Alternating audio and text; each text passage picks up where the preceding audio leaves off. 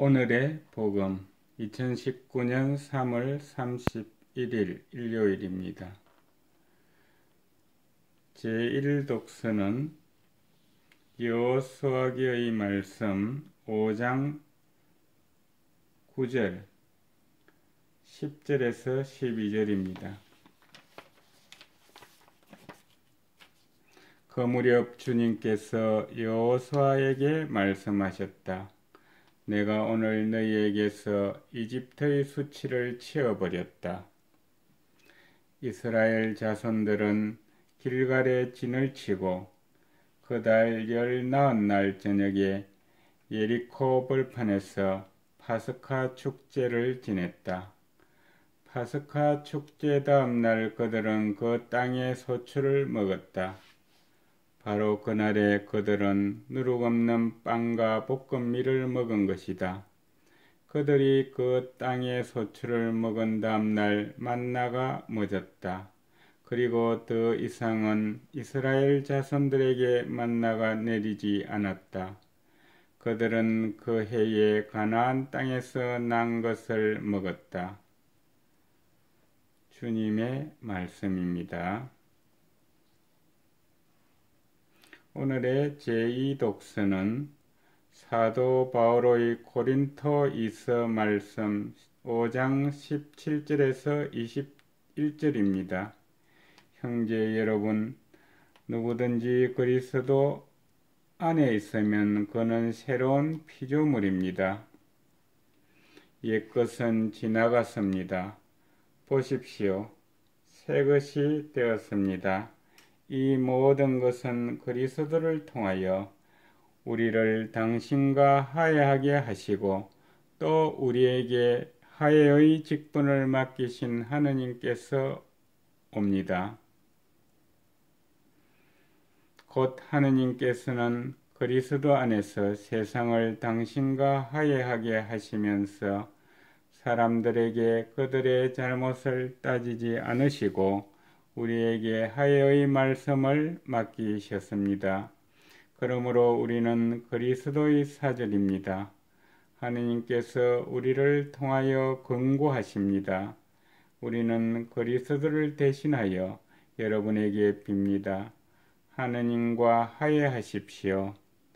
하느님께서는 죄를 모르시는 그리스도를 우리를 위하여 죄로 만드시어 우리가 그리스도 안에서 하느님의 의로움이 되게 하셨습니다. 주님의 말씀입니다. 오늘 복음은 루카가 전한 거룩한 복음 15장 1절에서 3절, 11절에서 32절입니다. 그때의 세리들과 죄인들이 모두 예수님의 말씀을 들으려고 가까이 모여들고 있었다. 그러자 바리사이들과 율법학자들이 저 사람은 죄인들을 받아들이고 또 그들과 함께 음식을 먹는군 하고 투덜거렸다. 예수님께서 그들에게 이 비유를 말씀하셨다.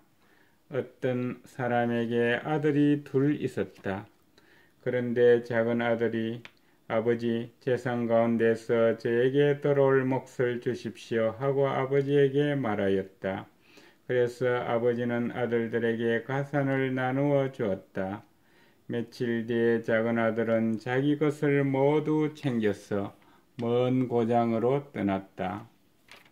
그러고는 그곳에서 방종한 생활을 하며 자기 재산을 허비하였다. 모든 것을 탕진하였을 점 그 고장에 심한 기근이 들어 그가 공궁에 허덕이기 시작하였다. 그래서 그 고장 주민을 찾아가서 매달렸다. 그 주민은 그를 자기 소유의 들로 보내어 돼지를 치게 하였다. 그는 돼지들이 먹는 열매 꼬투리라도 배를 채우기를 간절히 바랐지만 아무도 주지 않았다. 그제야 제정신이 든 그는 이렇게 말하였다. 내 아버지의 그 많은 품팔이꾼들은 먹을 것이 남아도는데 나는 여기에서 굶어 죽는구나. 일어나 아버지께 가서 이렇게 말씀드려야지. 아버지, 제가 하늘과 아버지께 죄를 지었습니다. 저는 아버지의 아들이라고 불릴 자격이 없습니다. 저를 아버지의 품팔이꾼 가운데 하나로 삼아 주십시오. 그리하여 그는 일어나 아버지에게로 갔다. 그가 아직도 멀리 떨어져 있을 때 아버지가 그를 보고 가엾은 마음이 들었다. 그리고 달려가 아들의 목을 껴안고 입을 맞추었다. 아들이 아버지에게 말하였다. 아버지, 제가 하늘과 아버지께 죄를 지었습니다. 저는 아버지의 아들이라고 불릴 자격이 없습니다. 그러나 아버지는 종들에게 일렀다. 어서 가장 좋은 옷을 가져다 입히고 손에 반지를 끼우고 발에 신발을 신겨 주어라. 그리고 살진 송아지를 끌어다가 잡아라. 먹고 즐기자. 나의 이 아들은 죽었다가 다시 살아났고 내가 잃었다가 도로 찾았다. 그리하여 그들은 즐거운 잔치를 벌이기 시작하였다. 그때에 큰아들은 들에 나가 있었다. 그가 집에 가까이 이르러 노래하며 춤추는 소리를 들었다. 그래서 하인 하나를 불러 무슨 일이냐고 묻자 하인이 그에게 말하였다. 아우님이 오셨습니다. 아우님이 몸성이 돌아오셨다고 하여 아버님이 살진 송아지를 잡으셨습니다.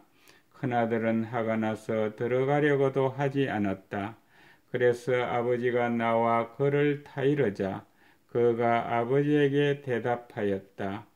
보십시오. 저는 여러 해 동안 좀처럼 아버지를 섬기며 아버지의 명을 한 번도 어기지 않았습니다. 이러한 저에게 아버지는 친구들과 즐기라고 염소 한 마리 주신 적이 없습니다. 그런데 창녀들과 어울려 아버지의 가산을 들어먹은 저 아들이 오니까 살진 송아지를 잡아주시는군요. 그러자 아버지가 그에게 일렀다. 에이야, 너는 늘 나와 함께 있고 내 것이 다 네 것이다. 너의 저 아우는 죽었다가 다시 살아나고 내가 잃었다가 되찾았다. 그러니 즐기고 기뻐해야 한다. 주님의 말씀입니다.